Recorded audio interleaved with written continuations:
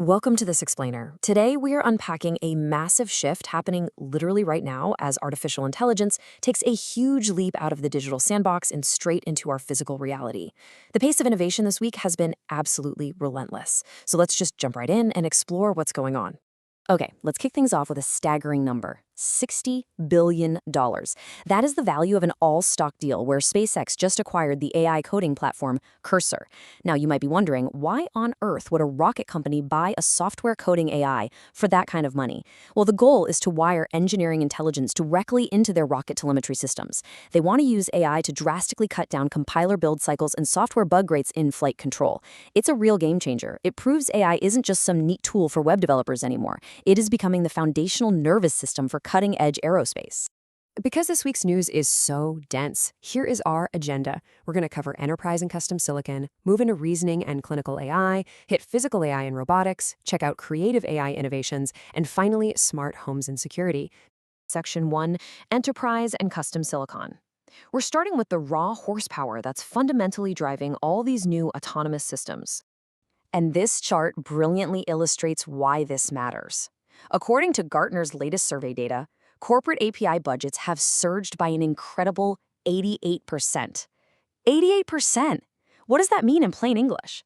It means executives are opening their wallets and making it their absolute top priority to automate core business databases rather than relying on manual processes. They're not just testing AI on the side anymore. They're wiring it deep into their corporate infrastructure. But to support all that enterprise automation, you need serious hardware. OpenAI and Broadcom just officially finalized the specs for a custom inference chip they're calling Jalapeno. They went from a blank whiteboard at month 0 to a finalized architecture in just 9 months, and now they are sprinting toward a gigawatt-scale deployment in late 2026. The whole strategy here is to escape those third-party GPU bottlenecks and slash processing costs by up to 50%. They are literally building their own hardware destiny. So where does all this processing actually happen? Well, an MIT study just compared local silicon inference against cloud AI inference. On the left, you can see that running AI locally, right on your device, is way faster for simple tasks. It's highly energy efficient, and crucially, it protects your privacy. But looking at the right side, the cloud is still absolutely necessary for complex reasoning, even if it has higher latency and needs a constant connection. So the industry is racing to build hybrid systems, small models on your phone, giant data centers for the heavy lifting. Section 2, Reasoning and Clinical AI. Let's see how all this raw compute power translates into next-generation reasoning, especially in high-stakes environments. We saw a massive barrage of foundational model releases this week. Google dropped Gemini 2.5 Pro, featuring a 2 million token context window, which means it can process entire books of information at once, plus a new deep think mode. Microsoft debuted MAI Reasoning 1, which is fascinating because it uses a tree search algorithm to actually check its own complex software code and math before it even gives you an answer. And Meta's Llama 4 preview is showing off crazy video reasoning and temporal analysis, all while keeping the weights open for developers. Now here's where the life and death stakes really come into play. The FDA has officially cleared an autonomous radiology system to analyze chest x-rays entirely without human intervention. Zero human oversight. And clinical trials proved that this automated system hits accuracy rates comparable to senior experienced radiologists. We're crossing a major threshold here, guys. The AI isn't just a spell checker for doctors anymore. It is the primary diagnostician. Building right on that momentum, the UK NHS and Pfizer are now heavily utilizing generative design models to drastically speed up drug and vaccine discovery. Look at this pipeline. Step 1. AI scans vast chemical libraries in seconds. Step 2. It predicts chemical binding affinities and immune responses virtually. Step 3. It isolates the best candidates for clinical trials. They are basically figuring out what works before a single physical laboratory trial even begins. It's shaving years off the process. Section 3. Physical AI and robotics. This brings us to a huge pivot. How AI is stepping out of the data center and getting a physical body. The World Economic Forum clearly recognizes this shift, publishing a stark warning that as AI applications focus more on physical infrastructure, we urgently need updated safety regulations to address the physical security risks.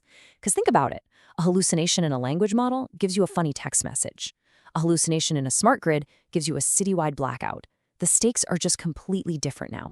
And just look at the sheer volume of physical automation introduced this week. We have Tesla's Optimus humanoid robots sorting logistics in manufacturing warehouses. The Figure 4 robot is doing high-dexterity assembly of electronics. Waymo got approvals to expand its unmanned EV metro fleet. Boston Dynamics' Atlas robot is casually balancing on highly uneven terrain. And engineering teams are now using autonomous drone swarms for real-time pipeline infrastructure inspections. The robots are well and truly here, and they're getting to work. Section 4. Creative AI Innovations. As AI shapes the physical world, it's also completely rewiring our media production pipelines. We are seeing incredibly polished synthesis tools flooding professional workflows. Adobe just seamlessly baked Firefly video generation directly into Premiere Pro. Unity 3D introduced automated mesh generation, saving devs a ridiculous amount of time. Meta's MovieGen demonstrated temporal context tracking, so things stay consistent across generated scenes. Midjourney dropped a real-time web editor, and 11 Labs launched automated multi-speaker voice syncing. Professional post-production is literally on fast forward right now. But contrasting with all that corporate polish, internet subcultures are innovating wildly on their own. Have you heard of the 119 Prompts Guide? This is a highly structured keyword template that was developed organically and shared virally across anonymous image boards. Users basically figured out these wild prompt recipes to bypass model restrictions and get these hyper-detailed photographic outputs. It perfectly illustrates how online communities are driving some of the most advanced grassroots prompt engineering today. Section 5. Smart Homes and Security. Finally, let's explore what happens when all this intelligence comes home to roost, along with some really serious growing pains.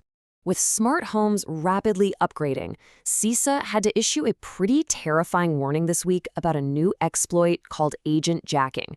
Basically, bad actors are compromising the API tokens that connect your smart appliances to your local home network. So, if your smart fridge or thermostat is running autonomous tasks, attackers are hijacking those automation tokens to break into your network. Yikes. And it's not just our homes under pressure. Security concerns are escalating everywhere. Anthropic's just had to nuke 25,000 automated scraping accounts linked to Alibaba that were hitting their API. Researchers showed that medical AI assistants can actually leak patient data if the guardrails aren't perfectly configured. Plus, visual artists just filed a massive class action lawsuit over training data scraping. Our current safety protocols and legal frameworks are heavily struggling to keep pace with all this. And yet, despite the security hurdles, cultural adoption is absolutely through the roof. Look at this. 75% of teenagers now overwhelmingly prefer using built-in conversational chatbots to search for content compared to just 25% who use traditional hashtags. That is a massive generational shift. Kids today don't want to type a keyword and scroll. They want to have a direct conversation with an intelligent agent to find exactly what they're looking for. So I leave you with this final thought to ponder. As these tools wake up and start acting autonomously, optimizing factories, curing diseases, ordering our groceries, are we actually prepared to balance all that hyper-convenience with the absolute security of our personal sanctuaries? How do we protect our most private spaces? It's a huge question, and one we all need to be thinking about as we step into this era of physical intelligence. Thanks for hanging out with me for this explainer today. I hope it helped make sense of these incredible shifts. Keep learning, and I'll catch you next time.